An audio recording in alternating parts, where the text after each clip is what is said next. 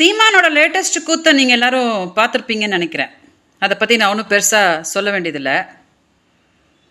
இலங்கையில் தலைவர் பிரபாகரன் அவர்கள் உயிர் கொடுத்து போராடிட்டு இருக்கும்போது, இலங்கையில் தமிழர்கள்லாம் செத்துட்டு இருக்கும்போது, இங்கே என் வாழ்க்கையை சீரழிச்சுக்கிட்டு குடிச்சிக்கிட்டு ஆட்டம் போட்டு எல்லாத்தையும் பண்ணிட்டாரு. தலைவர் பிரபாகரன் அவரோட மகனோட நினைவேந்தல், பாலச்சந்திரனோட நினைவேந்தலில் கைவெளிக்கு சைட் அடிச்சுட்டு அந்த பிள்ளையோட வாழ்க்கையை சீரழிச்சாச்சு. இப்போ 14 வருஷமாக துடிச்சிட்டு இருந்த இந்த கேஸில் இப்போ ஆளுங்கட்சி எடுத்து அது என்னன்னு பார்த்துட்டு இருக்கும்போது, நேரமே ஒரு தலைவனாக அதை என்னென்னு ஃபேஸ் பண்ணுறதை விட்டுட்டு ஓடி போய் சுப்ரீம் கோர்ட்டில் வாய்தா வாங்கிட்டு இந்த மாதிரி குரங்கு மாதிரி மரம் ஏறிக்கிட்டு கல் குடிங்க அது குடிங்கன்னு உட்காந்துக்குன்னு கூத்தடிச்சுன்னு உட்காந்துட்ருக்கிறார்.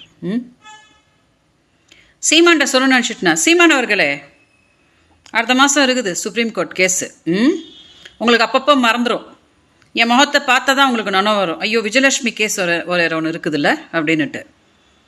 இப்போ இந்த மரம் ஏறிட்டு இருக்கீங்க இல்லையா, அந்த வீடியோ அப்படியே போட்டு சுப்ரீம் கோர்ட்டில் காமிச்சிட்டு, இப்படி தான் எல்லாருமே நல்லது சொல்லிக் கொடுக்கும்போது இவன் ஒருத்த மட்டும்தான் தப்பாக இப்படிலாம் சொல்லிக் கொடுப்பான், கள்ள குடிங்க, அப்புறம் பொம்பளை பிள்ளை வாழ்க்கையை சீரழிச்சிட்டு இவன் தம்பிக்கிட்ட சொல்லுவான், இப்படி பண்ணுதான் ஃபேமஸ் ஆவாடா என்னை மாதிரி பண்ணுடா அப்படின்னு சொல்லி தருவான் அப்படின்னு நீங்கள் பண்ணுற கூத்தெல்லாம் நான் சுப்ரீம் கோர்ட்டில் போட்டு காட்டுறேன்.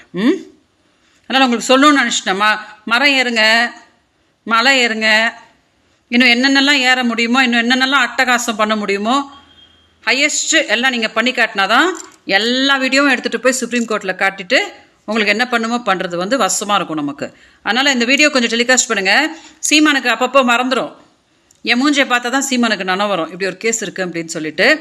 அதனால் இந்த குரங்கு லேட்டஸ்ட்டாக காட்டியிருக்கிற இந்த குரங்கு வித்தியா இருக்குது இல்லையா, இந்த வீடியோவும் கண்டிப்பாக சுப்ரீம் கோர்ட்டில் நான் ப்ளே பண்ணி காட்டுறேன்.